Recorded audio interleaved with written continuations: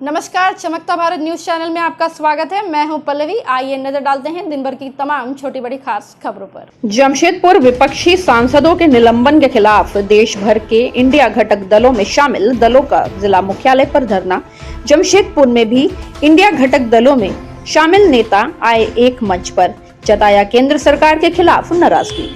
लोकतंत्र का अपमान, विरोध जारी रखने का किया गया है ऐलान। मौजूद शीतकालीन सत्र के दौरान संसद से निलंबित विपक्षी सांसदों के समर्थन में देश भर में इंडिया घटक दलों में शामिल पार्टियों के संयुक्त तत्वाधान में जिला मुख्यालय पर धरना प्रदर्शन के जरिए केंद्र सरकार के खिलाफ विरोध प्रकट किया जा रहा है। शुक्रवार को जमशेदपुर में भी इंडिया घटक दलों के नेताओं ने जिला मुख्यालय पर धरना प्रदर्शन के जरिए केंद्र सरकार के खिलाफ आक्रोश व्यक्त किया। प्रदर्शन में शामिल एंटक के नेता अंबुज ठाकुर ने विपक्षी सांसदों के निलंबन को देश में फासीवाद को बढ़ावा देना बताया है। उन्होंने कहा कि लोकतांत्रिक देश में सवाल पूछने पर सांसदों का निलंबन तानाशाही परंपरा की पराकाष्ठा है। इसको लेकर देश भर में केंद्र सरकार के खिलाफ विरोध जारी है। इधर कांग्रेस के जिला अध्यक्ष आनंद बिहारी दुबे ने बताया कि एक सांसद को बचाने के लिए देश के इतिहास में पहली बार 150 से भी ज्यादा सांसदों को मौजूदा केंद्र की सरकार के द्वारा निलंबित किया गया है, जो यह दर्शाता है कि केंद्र सरकार तानाशाह हो चुकी है, जिसे उखाड़ फेंकने का समय आ गया है। उन्होंने कहा कि सांसद की सुरक्षा में चूक होने पर पीछे भाजपा के सांसद का हाथ है। सांसद पर कार्रवाई के बजाय विपक्षी सांसदों को निलंबित किया गया।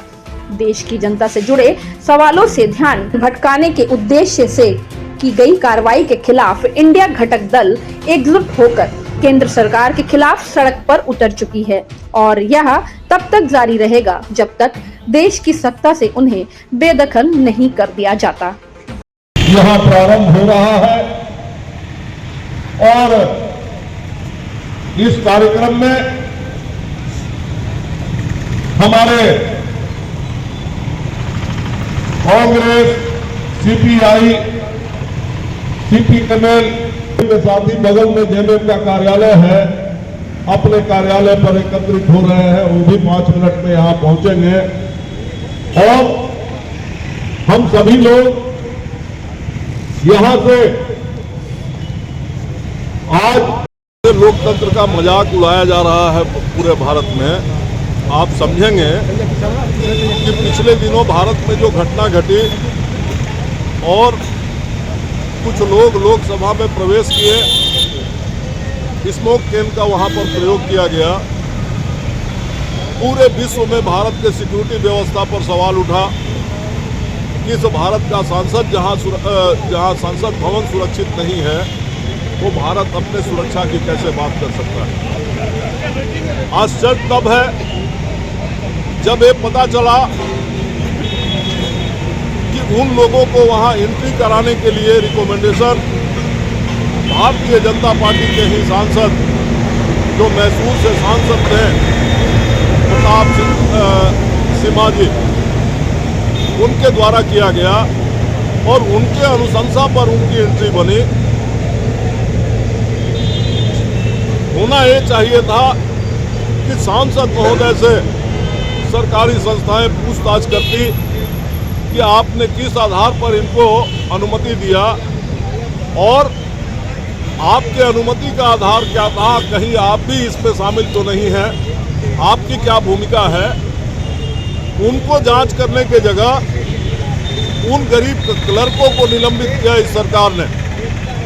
और जब सदन पे ये बातें विपक्ष के द्वारा उठाई जाने लगी कि क्यों उस सांसद से आज तक पूछताछ नहीं हो पाया है, इसका कारण यहां आकर के गृह मंत्री अपने स्पष्टीकरण में दें या फिर उस सांसद से अविलंब पूछताछ की प्रक्रिया चालू की जाए और पूरे देश को स्पष्ट किया जाए कि किस परिस्थिति में सांसद महोदय ने ऐसे लोगों का अनुशंसा किया था। एक सांसद को बचाने के लिए भारतीय जनता पार्टी ने करीब 150 सांसदों को निलंबित करने का काम किया है। आश्चर्य है किस तरीके का यह लोकतंत्र है, जहां आप बात करते हैं कि समान देश में समान कानून होगा और सब पर समान नजरिए से छानबीन होगी।